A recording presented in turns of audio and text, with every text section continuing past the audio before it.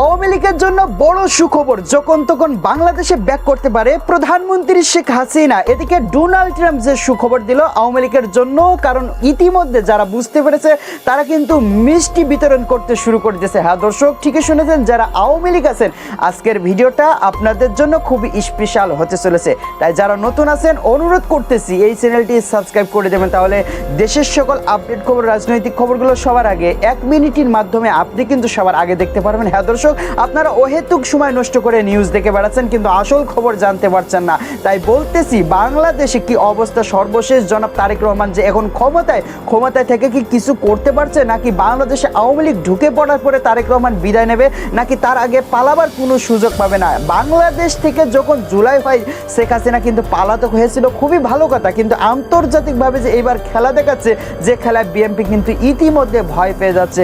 জনাব তারেক রহমান তো যখন তখন পালিয়ে যেতে পারে, এই খবরটা প্রকাশ করেছে ইন্ডিয়া থেকে উবাইদুল কাদের সাহেব কিন্তু বসে বসে যে সমস্ত স্ট্যাটাস দিচ্ছে, যে স্ট্যাটাসে পুরো দেশ কিন্তু গরম হয়ে যাচ্ছে।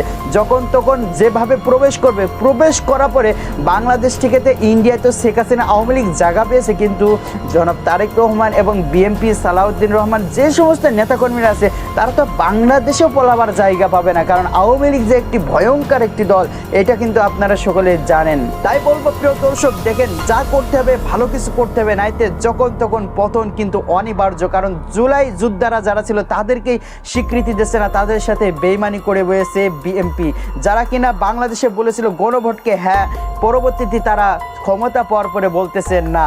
এটা কিন্তু জুলাইদের সাথে বড় গাদ্দারি করেছে। এই জুলাইয়ের তো একটু আগে স্ট্যাটাস দিয়েছে হাসনাত আব্দুল্লাহ, বললো যে বাংলাদেশে আবার পুনরায় জুলাই হবে, যে জুলাইতে আওয়ামী লীগের শেখ হাসিনা ব্যাক করবে, আর এই বিএনপিকে সাহিত্য করার জন্য নাকি বলে আওয়ামী লীগের দরকার। প্রিয় দর্শক, আসলে এইসব কথা কি ঠিক আছে না মিথ্যা আপনারা একটু জানিয়ে যাবেন। মানুষের মন গড়া মন্তব্যগুলো আপনাদের কাছে তুলে দিলাম, আমার কিন্তু মন্তব্য এটা না, আমার ব্যক্তিগত কথাও এটা না। আমি চাই বাংলাদেশ ভালোভাবে থাকুক, স্বাধীনভাবে থাকুক, সে আওয়ামী লীগ হোক আর বিএনপি হোক, এইটাই কিন্তু আমি একজন সাধারণ নাগরিক হিসেবে চেয়ে থাকি। তো দর্শক, যারা আমাদের সাথে ছিলেন, পরবর্তী আপডেটে আসলে জানিয়ে দেবো আওয়ামী লীগ কবে ব্যাক করবে, কিভাবে কি করবে, দেশ কি আওয়ামী লীগের হাতে যাবে নাকি বিএনপির হাতে, ডোনাল্ড ট্রাম্প কি অ্যাকশন নিচ্ছে, পরবর্তী আপডেটে জানাবো। ধন্যবাদ, আজকের মতো বিদায় নিচ্ছি। আসসালামু আলাইকুম।